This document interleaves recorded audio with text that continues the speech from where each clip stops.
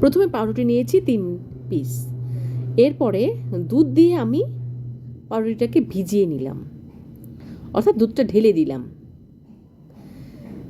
চারপাশ ঘুরিয়ে ঘুরিয়ে ঢেলে দিলাম। দেওয়ার পরে আমি একটা ডিম ভেঙে দিচ্ছি কুসুম সহ, সাথে আধা কাপ সুজি দিলাম এবং দিলাম আধা চামচ চিনি, একটু লবণ দিলাম স্বাদ মতো, তারপরে দিলাম বেকিং সোডাও পরিমাণ মতো।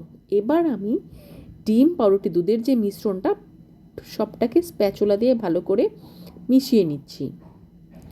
যতক্ষণ পর্যন্ত এটা ভালোভাবে না মিশে যাব ততক্ষণ পর্যন্ত এটাকে আমি মিশাতেই থাকবো। এখন দেখতে পাচ্ছি যে মিশানোটা একটা প্রপার শেপে আসছে। এবার এটাকে 10 মিনিট আলাদা করে রেখে দিলাম। মুরগির চিকেনের পিস নিলাম, হাড় ছাড়া মাংস টুকরো টুকরো করে নিলাম, সেখানে মশলা দিলাম, লবণ দিলাম, আদা বাটা দিলাম, তারপর সয়া সসটা খুব ইম্পর্ট্যান্ট, সয়া সসটা দিয়ে নিব। এখন এটাকে প্রপারলি মিশাবো, স্পুনের সাহায্যে মিশিয়ে এটাকে আলাদা করে রেখে দিব, ঢেকে রাখবো। কিন্তু আমরা মশলা মিশানোর পরে চিকেনের অংশটাকে আলাদা করে মিশিয়ে রাখবো। এবার প্যানের মধ্যে আমরা তেল দিয়ে নিলাম 1 চামচ পরিমাণ। তেলের মধ্যে আমরা চিকেনটাকে, অর্থাৎ মশলা দিয়ে মাখানো চিকেনটাকে একটু ফ্রাই করে নিব। মিনিমাম 5 মিনিট আমরা এটাকে ফ্রাই করব। আমরা দেখতে পাচ্ছি আমাদের চিকেনটা যেহেতু ছোট ছোট করে কাটা ছিল, ফ্রাই হয়ে গেছে।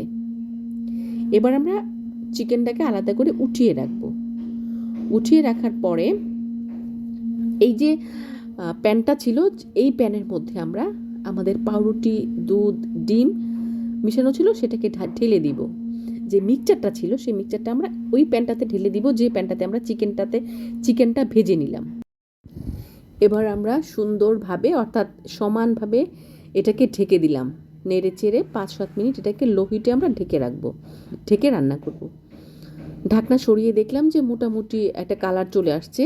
তো এটাকে সেম আমরা একদম ডিম ভাজির মতো করে উল্টিয়ে দিব। উল্টানোর পরে যে পাশটা হয়ে গেল সেই পাশটার মধ্যে টমেটো কেচাপ দিয়ে নিব। টমেটো কেচাপ দিয়ে লেয়ার করার পরে চিজ দিলাম আমরা, চিজ দিলাম আমরা এরকম কুচি কুচি করে কাটা। তারপরে যে চিকেনটা আমরা কুক করে রেখেছিলাম সেই চিকেনটাও আমরা দিয়ে দিলাম, চারপাশে ছড়িয়ে সুন্দর করে দিয়ে দিলাম। তারপরে কিছু পেঁয়াজ টুকরো করে কাটা উপরে দিয়ে দিলাম। এই কাটা পেঁয়াজগুলো কিন্তু কাঁচা, আমরা কুক করিনি।